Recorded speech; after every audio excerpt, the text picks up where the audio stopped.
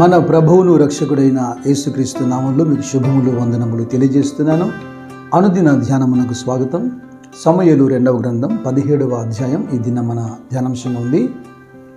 దావీదుతో ఉన్న వారందరూ అబ్షలోము యుద్ధ నుండి పారిపోయి వారు అలసటగా ఉన్న దినాన లేదా బలహీనంగా ఉన్న దినాన దావీదును హతమొందించి దావీదుతో ఉన్న వారందరినీ కూడా అబ్షలోము తట్టు తిప్పాలన్న అహీతోపేలు ఆలోచన మీరు వినండి. ఈ మొదటి 4 వచనాల్లో అహీతోపేలు అబ్షలోముతో మాట్లాడుతున్నాడు. దావీదును మాత్రమే నేను చంపేసి దావీదుతో ఉన్న వారందరినీ నీ వైపుకు తిప్పుతాను, ఒక 12,000 మందిని సైనికులు తీసుకెళ్ళి నేను దావీదు మీదకి వెళ్తాను అని ఆలోచన చెబుతున్నాడు. ఇది అబ్షలోముకు పైగా ఇజ్రాయేలు పెద్దలందరికీ యుక్తంగా కనబడిందట. నిజమే, ఎప్పుడైతే మనం బలహీనంగా ఉంటామో శత్రువు ఆ బలహీనతను ఆసరా చేసుకుని మన మీద యుద్ధం ప్రకటిస్తుంటాడు. దేవుడు ఎంత నమ్మదగిన దేవుడు అంటే యెషయా గ్రంథంలో 40వ అధ్యాయంలో ఆయన అంటాడు, 28, 29 వచనాలు మీరు చూడండి. నీకు తెలియదా, నీవు వినలేదా? భూదిగంతములను సృజించిన యెహోవా నిత్యుడగు దేవుడు, ఆయన సొమ్మసిల్లడు అలయడు. అదే సమయంలో 29వ వచనంలో మొదటి మాట, సొమ్మసిల్లిన వారికి బలమిచ్చేవాడు ఆయనే. అహీతోపేలైనా లేదా అబ్షలోము అయినా తెలుసుకోవాల్సిన అంశం ఏంటంటే, దావీదు అలసిపోయాడు, సొమ్మసిల్లాడు, కానీ దావీదును నడిపిస్తున్న దేవుడు సొమ్మసిల్లలేదు కదా. ఈ అహీతోపేలు దావీదు యొక్క మంత్రి అయ్యుండి పైగా ఆలోచనకర్త అయ్యుండి సమూయేలు 2వ గ్రంథం 15వ అధ్యాయంలో 12వ వచనం మనం చూస్తే దావీదును విడిచిపెట్టి అహీతోపేలు అబ్షలోము పక్షంగా చేరడం మనం చూస్తాం. అయితే ఈ అహీతోపేలు గురించి దావీదు చేసిన ప్రార్థన మీరు విన్నారు కదా. ఈ 15వ అధ్యాయంలో 31వ వచనంలో, అంతలో ఒకడు వచ్చి అబ్షలోము చేసిన కుట్రలో అహీతోపేలు చేరి ఉన్నాడని దావీదుకు తెలియజేయగా, దావీదు యెహోవా అహీతోపేలు యొక్క ఆలోచనను చెడగొట్టమని ప్రార్థన చేశాను. కేవలం ఎప్పుడూ యుద్ధము పోరాటమే కాదు, కానీ దావీదు చూడండి ఎంత యుక్తిగా ప్రార్థిస్తున్నాడు. అంటే అహీతోపేలు ఆలోచనను అంత ఈజీగా తీసిపడేదానికి లేదు. ఎందుకంటే అతడు మంచి ఆలోచనకర్త. అతడు ఏదైనా ఆలోచన చెబితే అంతగా ఆ ఆలోచనకు విలువనిచ్చేవారు. కనుక దావీదు అంటున్నాడు, దేవా యెహోవా అతని ఆలోచనను చెడగొట్టు.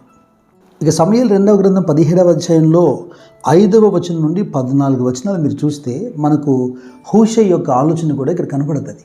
దావీదు మనిషి ఉండి దావీదు పక్షాన వర్తమానము తెలియజెప్పేందుకు అబ్షలోము దగ్గర చేరినట్టుగా దావీదు మనిషిగా హూషై అక్కడ యెరూషలేములో ఉన్నాడు.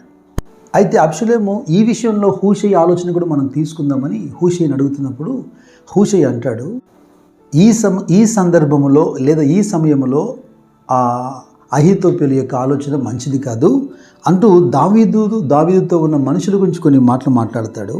8వ వచనంలో నీ తండ్రి యుద్ధ ప్రవీణుడని, 10వ వచనంలో నీ తండ్రి మహాబలాఢ్యుడని, అతనితో కూడా ఉన్న వారందరూ ధైర్యవంతులని, నీ తండ్రి సింహపు గుండె లాంటి వాడని, పిల్లల్ని పోగొట్టుకున్న ఎలుగుబంటి ఎంత రౌద్రంగా ఉంటుందో దావీదుతో ఉన్నవారు అలా ఉన్నారని. కనుక అహీతోపేలు ఆలోచన ప్రకారం 12,000 మంది తీసుకెళ్తే యుద్ధం జరిగేది కాదు. ఇసుక రేణువంత విస్తారంగా ఇజ్రాయేల్ ప్రజలు నలుదిశల నుండి మనం ప్రోగు చేసి అప్పుడు దావీదు మీదకి మనం యుద్ధానికి వెళ్ళాలి అన్నది హూషై ఆలోచన. అయితే అహీతోపేలు ఆలోచన కంటే హూషై ఆలోచన ఇంకా మంచిదని అబ్షలోము ఇజ్రాయేల్ ప్రజలందరికీ తోచినప్పుడు మీరు 23వ వచనం గమనించండి. అహీతోపేలు తాను చెప్పిన ఆలోచన జరగకపోవట చూచి గాడిదకు గంతగట్టి ఎక్కి తన ఊరనున్న తన ఇంటికి పోయి తన ఇల్లు చక్కపెట్టుకొని ఉరి పోసుకొని చనిపోయాను. జనులు అతని తండ్రి సమాధి యందు అతన్ని పాతిపెట్టిరి. దేవుడైన యెహోవా దావీదు ప్రార్థన ఆలకించి అహీతోపేలు ఆలోచనను చెడగొట్టాడు. గతంలో దావీదు యొక్క ఉపపత్నులను కూడి దావీదుకు ఇజ్రాయేల్ ప్రజలకు ఓ బలమైన సందేశము ఇచ్చినవాడు అవుతామని అబ్షలోముకు ఆలోచన చెప్పినటువంటి అహీతోపేలు ఇతడే. అయితే అబ్షలోము ఇజ్రాయేల్ ప్రజలందరూ హూషై చెప్పిన ఆలోచన ప్రకారమే వారు చేయబూనుకున్నారు.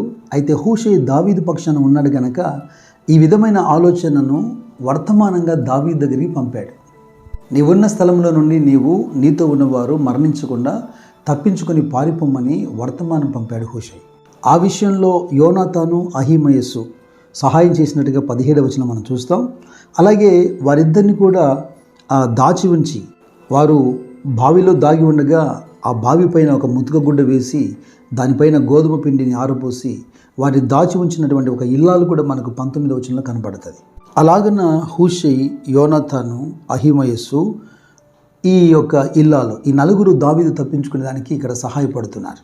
అయితే ఈ పాఠం ముగించక మునుపు మరోసారి మనము అహీతోపెలు యొక్క ఆలోచన, దావీదు యొక్క ప్రార్థన గురించి మనము కాస్త యోచించాలి. సామెతల గ్రంథము 19వ అధ్యాయంలో 21వ వచనము అంటుంది, నరుని హృదయంలో ఆలోచనలు అనేకములుగా పుట్టును, యెహోవా యొక్క తీర్మానమే స్థిరము అని.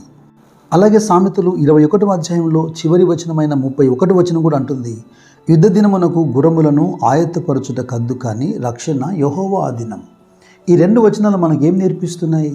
నరుల ఆలోచనలను నిర్వీర్యం చేయగలవాడు ఆయన. మనుషులు ఎన్నో ప్రణాళికలు రచిస్తారు, కానీ రక్షణ ఆయన ఆధీనంలో ఉంది. మనుషులు ఎన్నో ఎజెండాలు, ఎన్నో తీర్మానాలు చేస్తారు, కానీ దాన్ని స్థిరపరిచేవాడు ఆయన. అయితే అహీతోపెలు లాంటి దుర్మార్గపు ఆలోచనలు చెప్పేవారు మన మధ్యలో, సమాజంలోనే ఉంటారు. అందుకే కీర్తనకారుడు మొదటి అధ్యాయంలోనే మొదటి వచనంలో ఈ కీర్తనలు ప్రారంభిస్తున్నదే దుష్టుల ఆలోచన చొప్పున నడవక, పాపుల మార్గమున నిలవక, అపహాసకులు కూర్చుండు చోటున కూర్చుండక అంటూ ప్రారంభిస్తున్నాడు.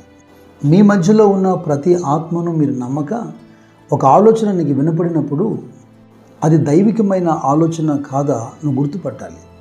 మరోవైపున దావీదు సింహం లాంటి గుండెవాడు అయినా, లేదా గొప్ప ధైర్యశాలైనా, యుద్ధ ప్రవీణుడైనా, ఈ సందర్భంలో దావీదు ఏం చేశాడు? శత్రువు చేస్తున్న కుట్రలు తనకు వినపడినప్పుడు దాన్ని ఈజీగా తీసుకోకుండా దేవుని దగ్గర విన్నపించి మొరపెట్టి ఆ ఆలోచనను చెడగొట్టమని అడుగుతున్నాడు.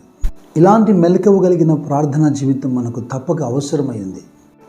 సామెతల గ్రంథము 24వ అధ్యాయంలో 6వ వచనం చెప్పినట్టుగా, వివేకము గల నాయకుడివై యుద్ధములు చేయుదువుగాక. అలాగే సామెతల గ్రంథము 21వ అధ్యాయము 30వ వచనం చెప్పినట్టుగా, యెహోవాకు విరోధమైన జ్ఞానమైనను వివేచనైనను ఆలోచనైనను నిలవకుండును గాక. ఇక అపోస్తలుడైన పౌలు కొరింథీయులతో చెప్పినట్టుగా కొరింథీయులు మొదటి పత్రిక 3వ అధ్యాయంలో 20వ వచనం ప్రకారము, జ్ఞానులను వారి కుయుక్తిలోనే దేవుడు పట్టుకొనును గాక.